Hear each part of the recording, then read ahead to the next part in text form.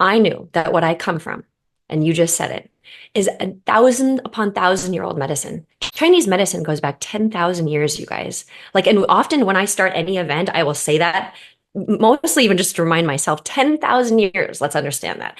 We have the ancient medicine from India, ancient medicine from China, which went into Korea, which is my lineage. You're speaking of different shamans. Like, this is medicine that has existed for thousands upon thousands of years. And it was a deep understanding of the human body and what we can use in nature, which, by the way, almost all medicine comes from in some way, shape, or form, to balance ourselves, mind, body, and spirit.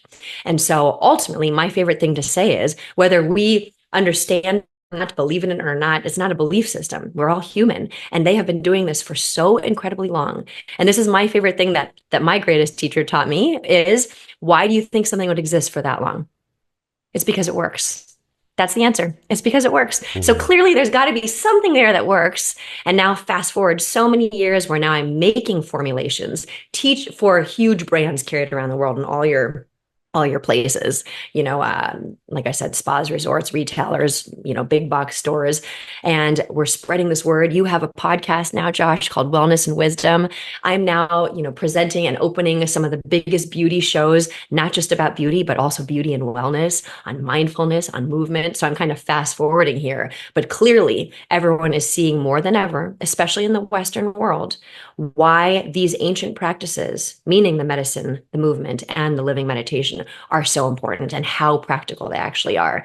Clearly, there's a lack of something, happening in our society. So, It's a yeah, void that you're filling that is needed so yeah, drastically because I've had on both sides of my family tree people that have been, I guess you could say, captured by Western medicine. And look, I'm not here to 100% demonize Western care. Like, it's necessary no, sometimes. If I break my absolutely, foot or if I break my back, I need Western care. absolutely, But when it comes to absolutely. treating the body as a whole, it's just absolutely undeniable that Western medicine is broken.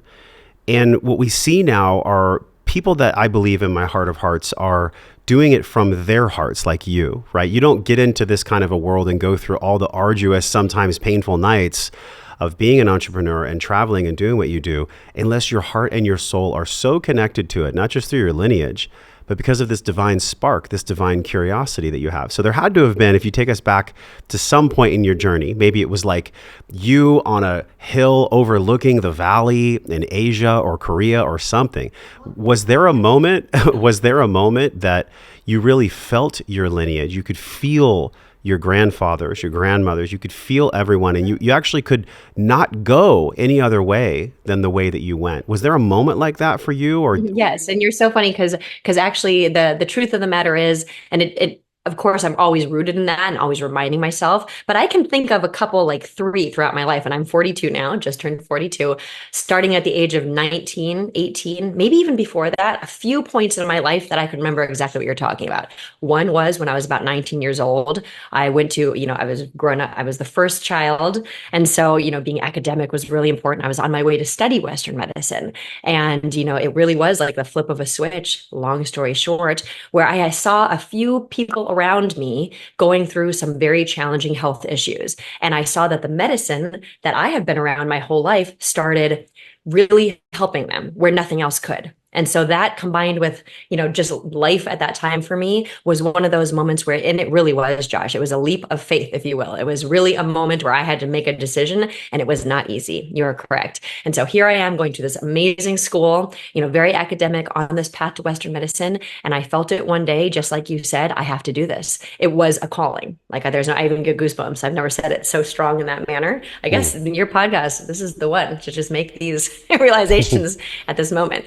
But that's when I realized I have to do this. And I remember it was just like that. I remember telling my parents, I'm now going to study Eastern medicine. I know I can go back to this. I went and told all my friends I'm leaving. Like it was like that, Josh. Everyone thought I was joking. And I picked up all my things, left that university, that college, and started studying Eastern medicine. And the second I sat down, I knew that's where I was supposed to be. One more, because you just said it, and I think that's so interesting, is when I was ready to finish schooling, right? And that's where I thought I was getting my master's at that time, finishing that. And I did travel with a group of really amazing, it was a very special group of practitioners at that time, traveling with a man named Alex Tiberi, who I'm really happy to acknowledge, one of the best in Eastern medicine in our time. Unfortunately, he's no longer with us either, but he took a group of practitioners, of acupuncturists, doctors to China. And I was one of them. And there were maybe 10 of us. And we climbed the mountain of heaven. Long story short, in China. I mean, you guys, that process in and of itself is something I cannot explain. The 10,000 steps. And when I reached the top, that's why I think it's so odd you said that. When I reached the top of that mountain was another time right before I graduated, when I was ready to move on into what I'm doing now, where I made that promise and that commitment. To me, I think it's a commitment to myself more than anyone. And I've heard you say that, and I agree. I'm sure my ancestors are happy and are supporting me and helping me along the way on all of the good things, but it's a commitment that I had to make. And I remember being on the top of that mountain actually and thinking, all right, I'm going to do this. And my wish is to bring this understanding to as many people as possible, to help as much as I possibly can. And I have not stopped since, and I will not. What exactly is that understanding? If you were to take a breath and float 30,000 feet above the 10,000 steps that you crawled, what was the real meaning, and what is the it? You said, I want to share this. What was the essence or the fabric of that message that you wanted to share? I love that. I love that question, Josh. At the time, I must say it was more of a deep, not feeling, but for lack of a better word, I can answer it better now, actually. I trusted myself. That's the truth. And I trusted something deep down inside, that I knew the medicine, the movement, and the philosophy, the living meditation, was something that needed to be shared with human beings. I knew that at that time.